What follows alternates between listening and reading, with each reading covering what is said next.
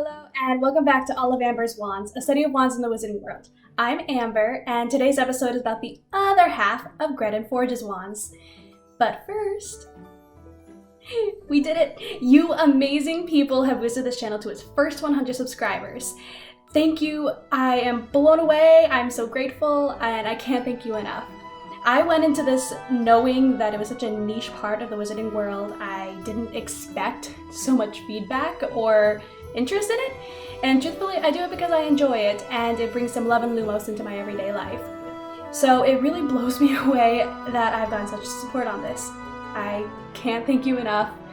I'm honestly really excited, so thank you very much. Lately, I've been talking about doing a live event with some wizarding friends to celebrate this. The date is still very much up in the air, but I will be sure to post all of that on socials so you can flew to those links down below. For Wizarding Friends Live, there will be a Q&A, so please comment down below or owl me some questions or discussion topics. I would really like to hear from you, know what you want to know. Thank you, and I hope to see you all there. So, Fred Weasley's wand. Here is this pretty boy. As you can see, just like in the last episode I mentioned, their wands form the shape of a broom. Fred's wand is made from a darker, warmer wood than George's. I think that makes it safe to say that they are different wood types. I want to start off early in this episode by saying I will be talking about a spoiler for the entire series, so if you're someone who hasn't read all the books yet or seen all the movies, I want you to be aware that there are some spoilers, so that's starting now. One of the biggest factors when I was researching possible wand woods for the twins is that Fred died very young. I know that sounds a bit morbid, but please stay with me. While the woods I listed for George also fit Fred, I'm going to switch the order up a little bit. I still want to suggest alder and walnut because I think the descriptions are well suited for the twins, even if they aren't perfect. But where it differs is that I'm switching dogwood and spruce. Fred would also be born under an alder moon. These wizards are charismatic and vivacious, but I don't see Fred having the level of stubbornness that OllivAmber states alder wands tend to lean towards.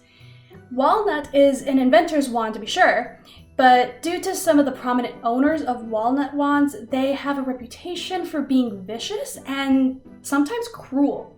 Just because one or more aspects suits Fred, I think that note sort of outweighs that. Spruce was my clear choice for George.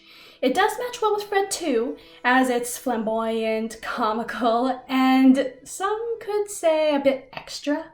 But I think dogwood is best suited for Fred. And the reason can be a little bit sad.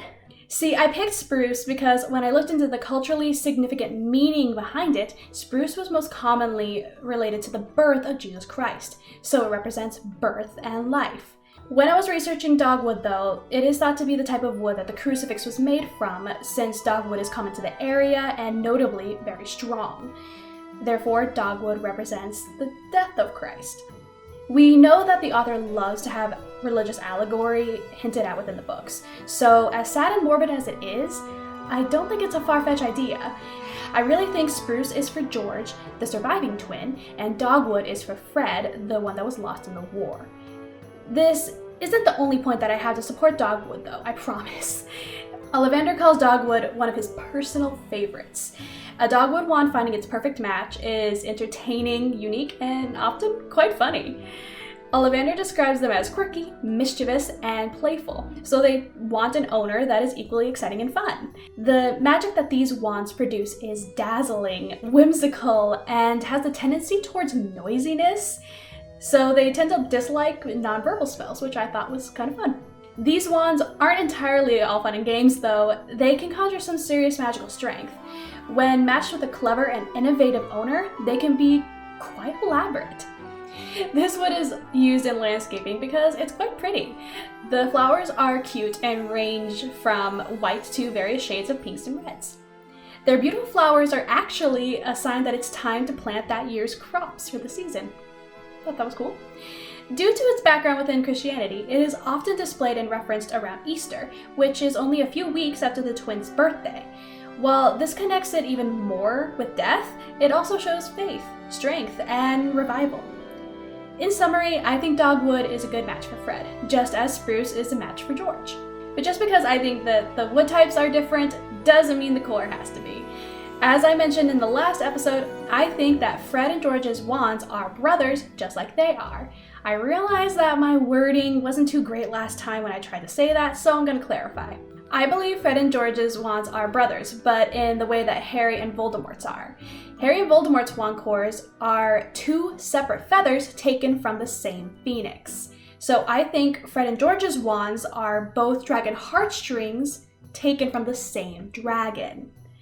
Last episode, Michael in the comments actually brought up that dragons are rumored to have multiple hearts and are massive compared to a single hair from a unicorn or a feather from a phoenix.